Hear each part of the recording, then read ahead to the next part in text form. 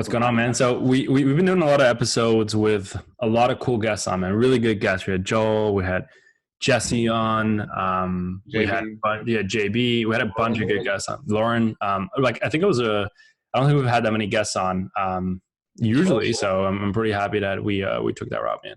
No, it's good. This technology makes it so accessible to have a conversation around enlightened stuff, you know? Yeah, but how are you doing, man? How are you doing? I'm doing good. It's May 2020. It's been about 2 months or something like that since I guess full lockdown. It's Life has changed. Life's changed. I mean, I guess the first, the phases of acceptance. First you're in denial, then you're trying, you know what I mean? So first I was kind of in denial about it. I was like, all right, everything's gonna be back to normal, or soon enough. But it's just that this feeling of still uncertainty. Like I said, there's always a goal that you're working towards, and you know what you should expect if you do certain steps. But now what is really on the other side, and I don't know what's if we're gonna be back in June, or what does life look like after this. And I think I keep hearing, oh, the world will never be the same again. The world is never gonna be the same again. Life will never be the same. But like, what does that mean exactly? And that's kind of where that's where my uncertain mind is right now, and I'm just curious. You gotta get it on, man. You gotta.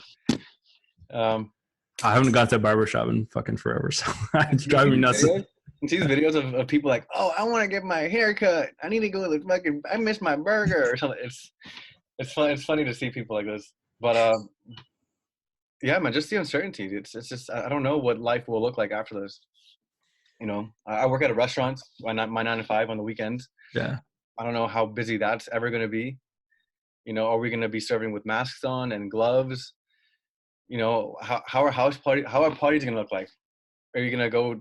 Is it always going to be with a mask on? Is it going to be with gloves? Are people going to start making Louis Vuitton gloves now and Louis Vuitton masks? Which I've seen that already, actually. So. Right. So it's just strange times. I wonder how the rest of the world is doing. For example, Europe, are all their borders closed? Do you know? Yeah, majority of them. Yeah. So it's tough there because the European Union doesn't have official borders. So it's very difficult there. But in Europe, they've taken very stronger measures than we have in the United States. In the United States, we're a different kind of country. It's like liberty or death, we're hard. I mean, we rebelled against Europe for this reason, that we want to have freedom. So we're kind of like the bad teenagers that left home. So America's a little bit different culturally. I think in America, though, at some point people are going to be like, no, we're good. I mean, America is a country that just we fight, we want our freedom.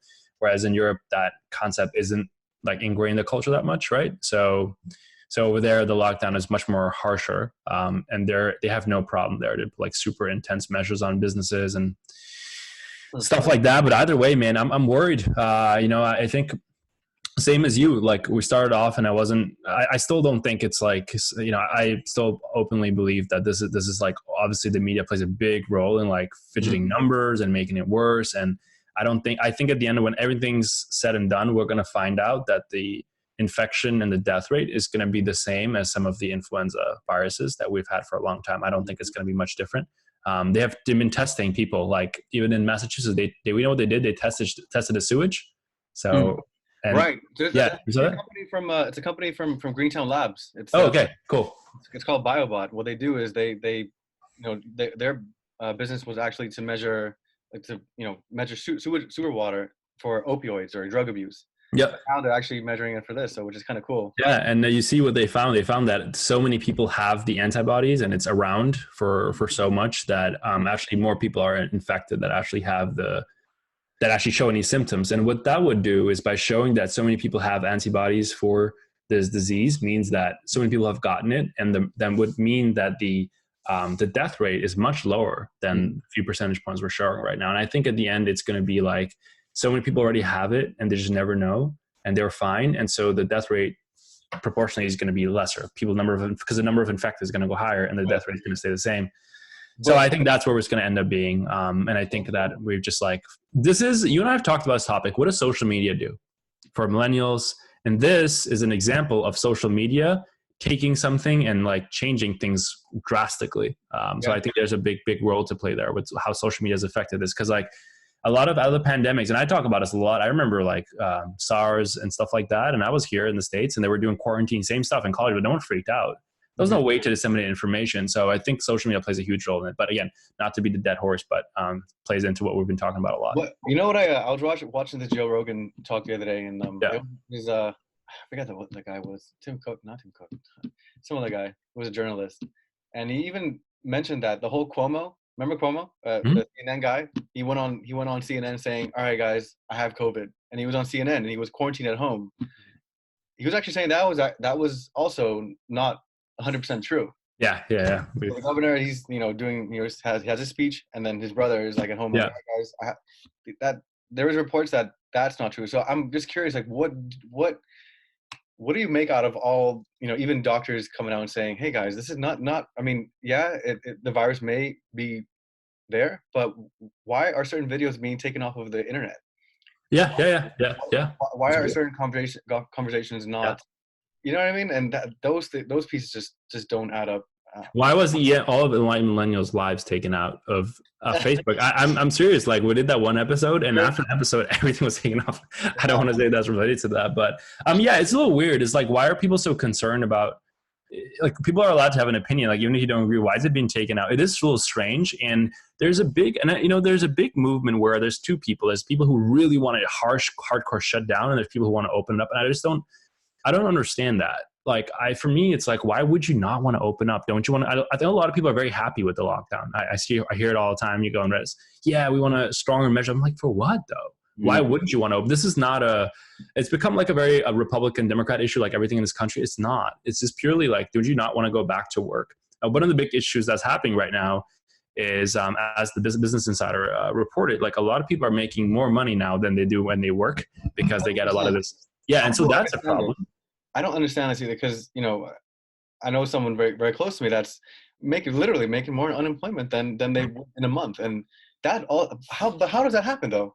How does that happen? Well, because they have a fixed amount that they give out to people, and they're also trying to be like, well, we're gonna have a large fee, and they don't check what your income is. Like, even if as long as it meets the threshold, they just give you that amount. Everyone got $1,200 no matter what. You know what I'm saying? So I did qualify for unemployment, but because Encore was still paying us, I didn't take it.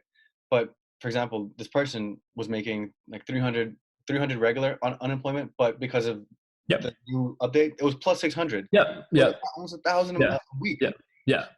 How? Yeah, so I mean, it's just the measures they put in place, and the government knows they don't want people to start like rioting and rebelling. And the only way, why is no one like really uprising? There's not a huge number of people that are super upset about this, and it's because they're getting paid, man. Dude, for a lot of people, there's negative incentive to go to work. It's very European. Like in Holland, we have this problem. Like in the Netherlands, where we're from, like sometimes you can make more money just staying at home than you can, like working. So I think it's really bad for the economy because it starts negative incentivizing people. Like, oh man, we don't want to go back. And that is fueling a lot of this conversation too. So, I mean, I think that's a bad thing personally. What about talks that, because people are being taken care of now, and obviously this is under the Trump administration, it makes him look good, right? I suppose. I don't know. Yeah. I don't know, man. I don't know like what is going on. I don't really understand what the agenda would be like generally for this. Like, why would people want to keep, I don't know. We had JB on, who has everyone has their own theories. I don't know, but for me, like the only thing I can really talk about, I'm not trying to be politically correct. The only thing I know is that personally, I think it's good for America to get back to work. And I believe very strongly is that, as I said before, if you want people to comply, you give them a date. So like, for instance, I'm a bodybuilder and I get in crazy condition, man. Like when I compete, like I get fucking shredded, but I can eat like that because I know when I have to perform. So I have to, 10 weeks of no carbs, hardcore training, and then I'm done. Right. So there's a deadline. Right. But if you tell me, Prady, never eat like carbs or anything ever again in your life, dude, I would stop it the first day. I don't fuck that. I'm not doing that. But if you tell me just for 10 weeks and you can eat, you can be shredded, great, I'll do it. Because there's a set deadline. So if you want people to comply, if you give them a deadline. My problem with this era right now is that they're not giving us a deadline when things go back to normal, partially maybe because they don't know, but also I just don't know why they're not. And so like, it's already, in Massachusetts, it's moved from April 7th and it was this and that. Every month it's like, guys, like what's going on? And you'll see more and more people are going to go out, not going to be super crazy about social distancing. It's just like, it's not going to happen because you can't, if they tell us a date, you say, okay, June 1st, we're going to open fully. but you guys have to stay in. And after June 1st, it's on you. If you guys then people would comply. Everyone would work together. There would be unity. But now what's going on? It's like, I don't believe the governor at all. I mean, I don't have no problems with like any governor, but I don't believe him. Every month, what is he doing? He told me April 7th. Now he's like 2 weeks. They said 2 weeks. So I don't know what was the tagline, 2 weeks for something. It's slow down. Then we have to flatten the curve. The curve is flattened. So like, what are we waiting for? I've said this on my story too. Viruses are not meant to be destroyed or defeated. You cannot destroy a virus. You can only control and manage it. Like HIV was not destroyed.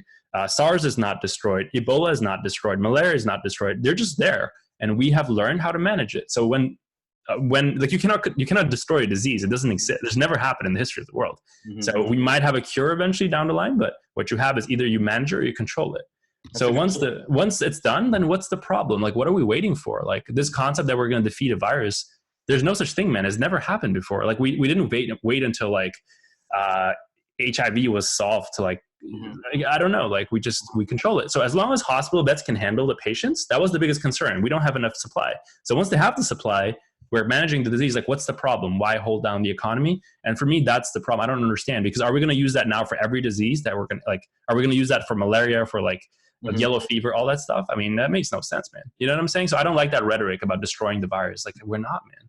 Interesting. That's a good, that's a good thought. I like the way you said it. It's in this era, it's definitely an era. I mean, I don't know. I'm just curious what it's going to look like afterwards. You know, in June, July, September. Before you know it, it's Christmas time again. It's just really. You know, we're halfway through the year. It's almost June, man. It's 6. We're half 2020 is almost fucking gone, man. Also, you know, I'm sure that I wouldn't be surprised if they come out with like COVID-20 or something like that next year, or something. You know, it's like, all right, guys, let's be careful. Something else is out there. You know. It's just fear, and but at some point people are going to be like, I don't know. I'm thinking like more and more people, because it's the U.S. look like, wait, what the fuck? We're already seeing it in a lot of states. Like people are like, fuck this, we're not doing this shit. Right. In Boston, had a huge rally. Well, it wasn't that like massive, but there was a group, not quite big number of people. They gathered for the guys, we're not doing this shit anymore. So I think there is going to be like at some point there's going to be non-compliance, and because I don't know who's behind this or what's going on. I have no fucking clue, and it's not my. I don't think about that all day, like the conspiracy stuff, but I just think that we need to get back to work, because you can't keep, it's not sustainable, you know? It definitely, it doesn't sound sustainable. And just to keep people like on the thread, just like, all right, guys. Yeah.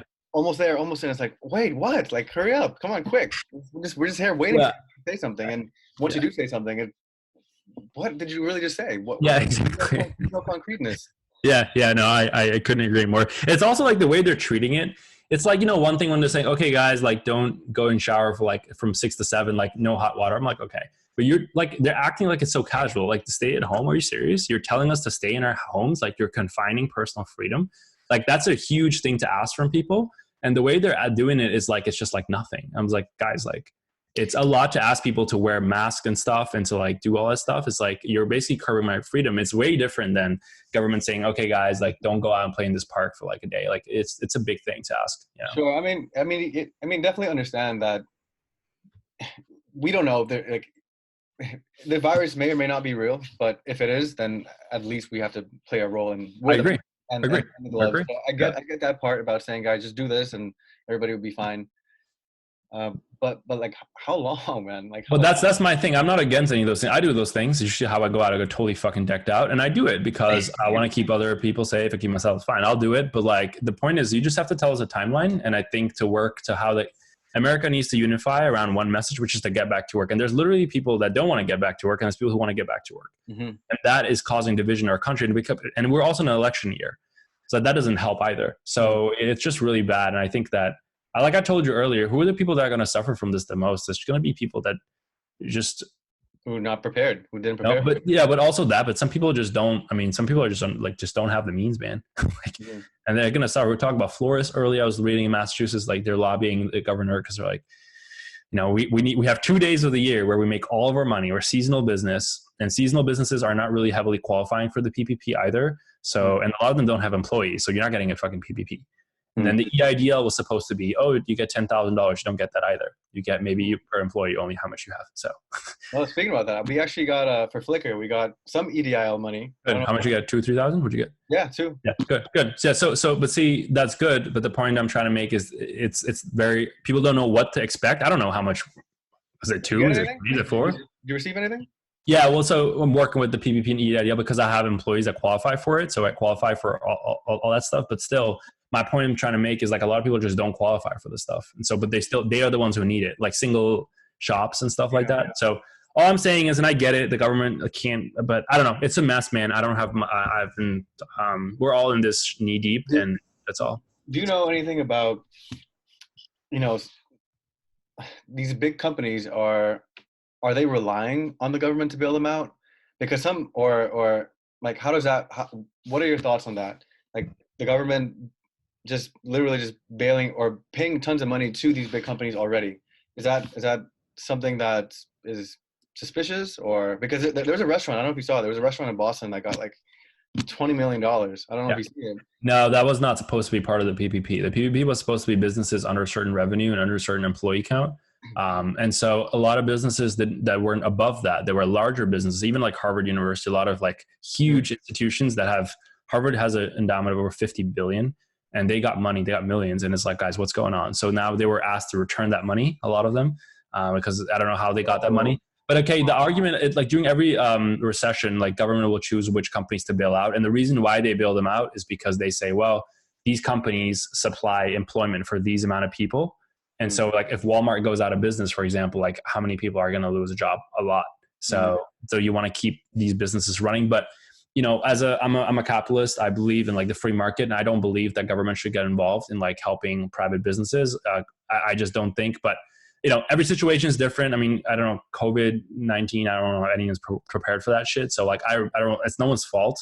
So it just, I don't know. It's a very delicate situation, but I think where only I differ is I believe that the entire country should get together and to think about how can we actually start working to get the country back. So like get business people together like the Trump administration has done. They've brought a lot of entrepreneurs together, like Mark Cuban, all these guys, to start giving them advice about how to open a country. Right. So whatever they're doing, I don't know what they're doing inside, but we need to have that conversation instead of the conversation being about guys, deaths is body corpses. And I was like, holy shit, I don't know what the fuck's going.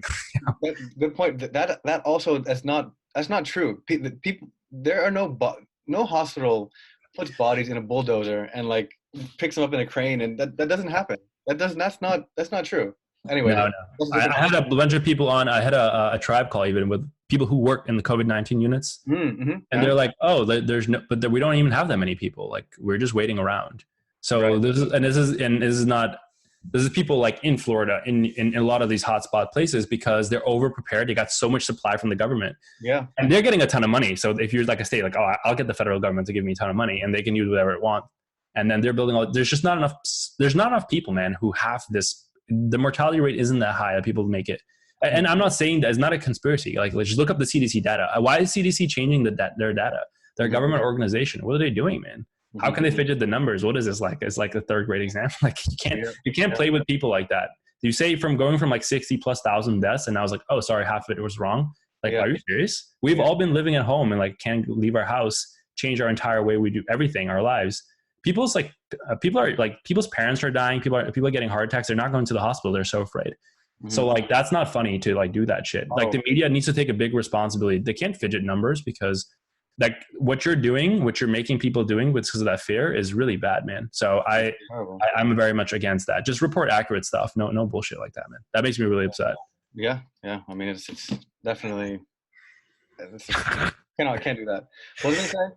Another question I was at, what came to mind was, at some point we will go back to work. I mean, there's no way that we'll just be here because it'll just be a huge mess. I can't imagine it's like anarchy or something.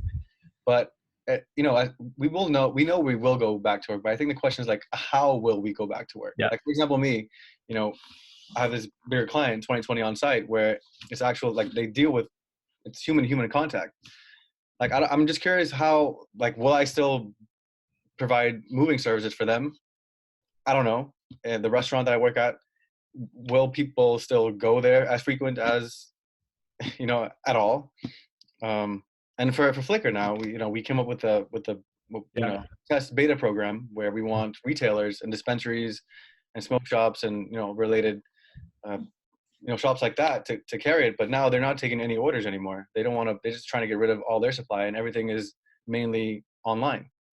So, and a lot of companies are now shifting to curbside pickup and app pickups and deliveries, and so we're kind of shifting that. But it's like how will I work now? What does my typical day of work look like? Like, it's nice to be here and like to organize Google Drive or to read or to I'm trying to like cook or do something productive or learn a craft or something. That got old really quick, man. It was fun in the first 2 months. Right. To think about like how we move forward from here. So I get that. Exactly. First 2 months, like if you're prepared, the first 2 months are amazing. Okay, great. I can pay my rent. I'm gonna get this check even better. I'll put that into stocks, whatever. But now it's like, all right, but how will my flow of work look like from here on out? And especially for you, man, you have an e-com, like you're huge in e-com, and I'm just curious, like, are people still gonna buy online? And it's just it's weird, man. It's a weird time to be alive. 2020 is not nice. First Kobe Bryant dies, and now this shit. Yeah, that's true, man. I don't know. I have construction sites that are sitting, waiting. Exactly. I can't sell shit. There's totally unmanned. I have rental properties that I own, and they're just lying empty. So like no rent coming in, or really? Some people can't afford it. Like, okay, what are we gonna do? I'm not gonna squeeze some calls for it. Yeah, like people, I'm not gonna like be like, hey, pay. I'm just not that type. So okay, so now taking a hit. I have the project in Eastie. It's just sitting empty. I can't sell anything, and we can't work there. So, and then I don't know what's going to happen with e-com either. I think it's going to be okay for a bit. Again, as long as the government like provides money to people, I think they're going to be okay. But like I said, it's not a sustainable business model. Like, country doesn't have that much. You know how much money it takes to give everyone $1,200? Like that's for individual people, and then you give the PPP and you give the EIDL pretty liberally. Like like America has a lot of money, but like we don't have enough money to do that. No one has enough money to do that. It just shows that they did though, right? Yeah, they do have the money, but I'm saying to do it repeatedly. Like, how much is that money going to last? A little bit. Then people are going to be like, okay, guys, it's June. Let's do it again. Mm-hmm. And then now they're talking about the second wave of PPP is open, right? Yep. So that's closed. It's over. Now they're talking about a third one already, and they're talking about new stimulus checks coming out instead of the $1,200, another one. So they were they asked the president about it, and he said, well, we're definitely thinking about it. And then I talked to Santander, and they're like, we heard that we might get a third PPP, which is, you're qualified up to $10 million for that. Like, it's some serious money. So, okay. So what is all that about? And we all take the money without a blink of an eye, but like, we have to understand in the United States in 2020, we live in a global economy. Things that happen in Holland and Germany affects us. Things that happen, like if a big company goes down, if Walmart goes down, we are going to feel it. We have nothing to do with Walmart. I don't have anything to do with Walmart, but we're all going to feel it because those people go out of work and they don't buy flickers, or your retailers go bad. Now a retailer is like, I don't have any people coming to my store. Yeah. It's a great product to put on my shelves, to put on, when I'm checking out, I put a flicker there. It's a great place to put it. But if now no one's coming to the store, I was like, I don't do e-com. Like, I don't do e-com, like a spoke shop. So they're not like, why would it, even though it's a great product, they're like, I don't see a value for it right now because they don't have a storefront. So like stuff like that keeps happening. Everyone's going to get affected. So, yeah, I'm definitely, starting to prepare about what would happen if we do enter a global recession, and thinking about if everything like goes down, like counting your savings and doing all that stuff that we can do. Everything's going to go to shit. Stocks are going to go to shits. If that really happens, this is a doomsday, like super scenario, but I hope we get back to work. And I hope that people that listen to this, they understand that if you're very much against going back to work, I get it. We should stay safe, but there's still ways in which we can at least make money and get the economy back to work. I'm not telling people to go make the Red Sox open again or something. Like, you can wait until September, but just have the economy going and like finding ways to have that conversation more with your neighbors now instead of having a conversation about death reports. I have no people that send me screenshots, or in their house, dude, they have a monitor and they just watch COVID deaths all day. Man. They're like, what the fuck? Like, that's stupid. Like, why? Like, you know what I'm saying? If you took that much interest in your own life, like before in your own life, like if you put your bank account up there, like see how much money you're making every day. But like, I literally see people have flat screen TVs and it's in their living room all day. COVID deaths. Let's have a conversation around getting back to work. So how can we do that? Is there ways, if we all put our brains together, we can find a way to make it safe. And we can keep retail and restaurants going. At least some, even if you have 40% capacity at restaurants, some is better than nothing. And like literally, you're gonna have more people like like you said, you have a roommate that had to move out, she couldn't afford it. There's a lot of Americans feel like, where are they gonna go, man? They're gonna go back to their parents, or where are they gonna go? Like, I don't know. Yeah. So I think it's bad. Not to go all deep into this topic, but I'm a really big proponent. Like, guys, let's talk about anytime someone talks to me about, oh man, COVID, this, I got a lot of DMs. I was like, hey man, what is your plan to get back to work? I want to have that conversation, getting back to work. And so thinking about that, that's a good conversation to have. Like good question. How will you get back to work? Right? Yeah. You hung out for a month, 2 months, you got your shit together, you took some time for yourself.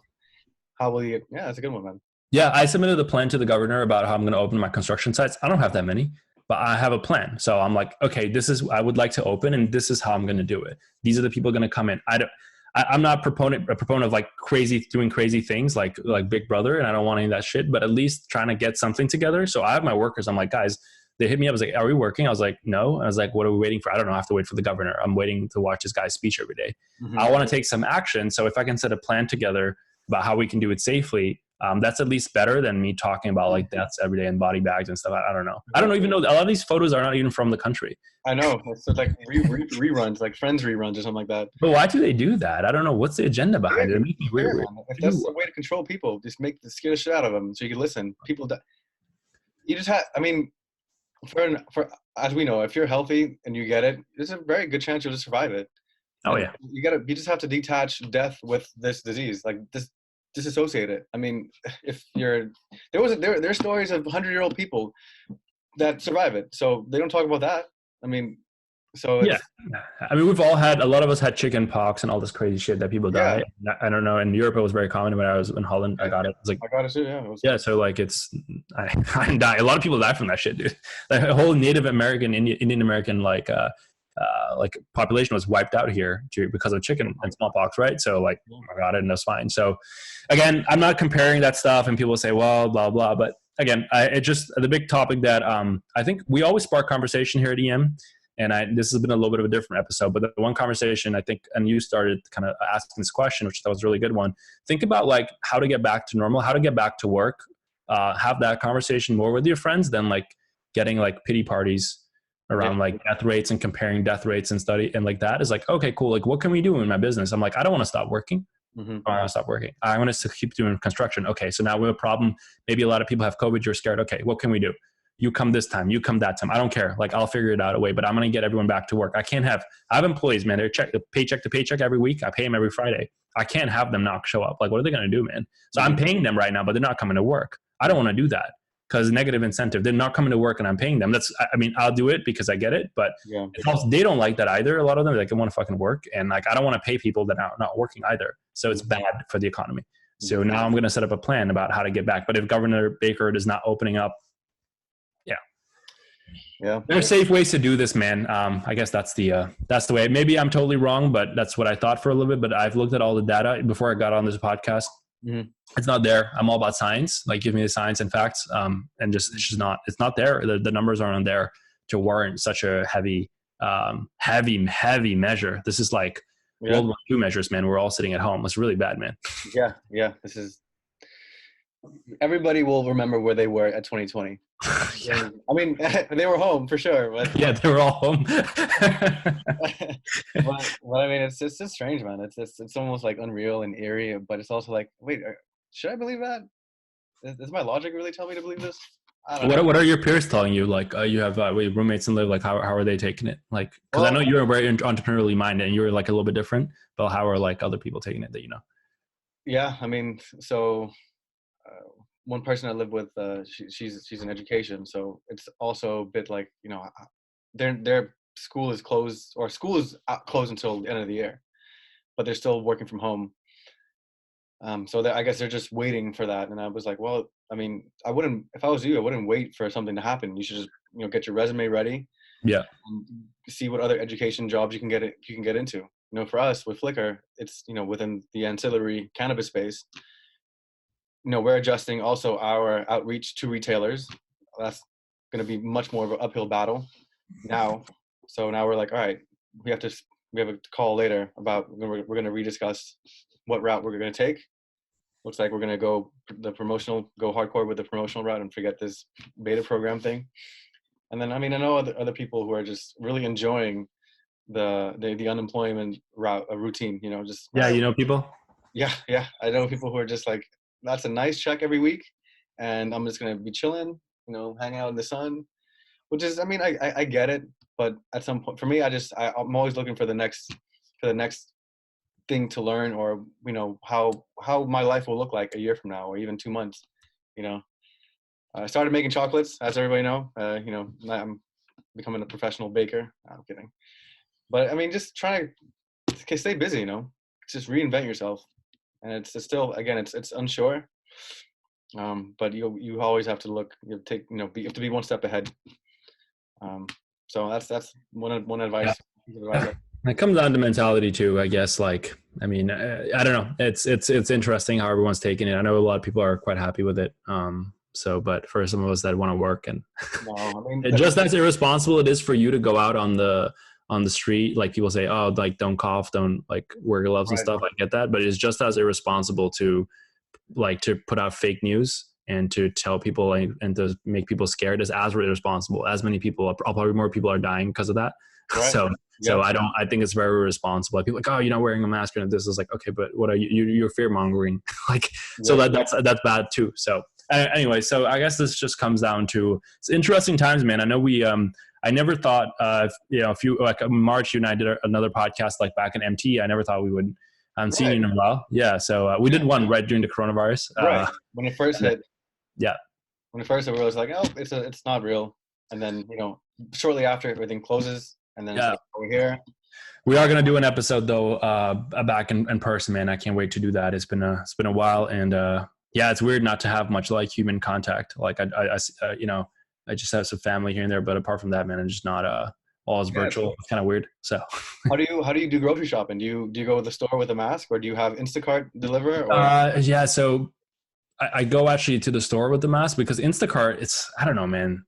What? Like I ordered, and then like they send me something else, and like, can we not? I was like, no, this is not what I wanted, because it's like a dude that goes in and like picks up the groceries, right? And it's like they give me some other shit, and this happens so often. I'm like, guys, like this is not what I ordered, because it says it's available, then I get the order and it's something totally different. I think it's a cool idea, but you see also all those businesses, they can't keep up with their demand. It's like the worst like nightmare for any business. They're like, you know how many downloads there've been for Instacart? I had never used that thing before. I barely knew about it. I knew about it, but never used it. Right. I used it, and like so many other Americans are like, fuck, it's not working. I'm not going to use them after this COVID's over, because they fucked up my order so often. So they messed up my order so often that I go to the store, and I go really early, like first thing when it opens. Super. I'm up at like 5:36, and I go there. I'm there at 7 o'clock. Us two yesterday went to Trader Joe's, and I was like, "Listen, we are leaving here at 8:20. We're gonna stand. We want to be the first ones in line." And we were, but it's just also everybody. It's just such a strange experience to go shopping as well. It's like people look at each other, everything's so tense, and like nobody's coughing. And if you hear somebody cough, someone looks like, oh, "Who's that?" Like it's just. Oh man, what a nightmare, dude! It's like a really apocalypse here, man. Yeah, but yeah, in where I'm at in the South Shore, it's a little bit better. People are not like it's also a little bit more isolated than being in like Somerville and like bigger cities. That's one of the reasons I came back to here close to the Cape, but I haven't gone to Roche Brothers or something. I don't want anyone to go there. It's probably a bloodbath over there. I don't want to basket over here. It's definitely not. I am not going. I feel like that's an epicenter itself, and the line is just long, and it's weird, dude. Yeah, Hanover, or you know, my roommate. She moved out. She lives in where is it? Hingham, Hanover. Oh no, yeah, close to where you live. Hanson. What is it called? Damn it. I forget. Weymouth, not Weymouth. It's close to where you are. I forget. But it's just a nice drive, man. You live. It's like the nice woods, and nobody really. It's just everybody's so far from each other. Yeah. There's a lot of nature here. I got like a little trail here, actually, the Hanover Trail. It's like a big trail. It's like acres of, and they made a trail in there. So I do a lot of walks and shit that I haven't been doing. So that's a good thing about being in the suburbs, is that you have a lot of space. So that's good.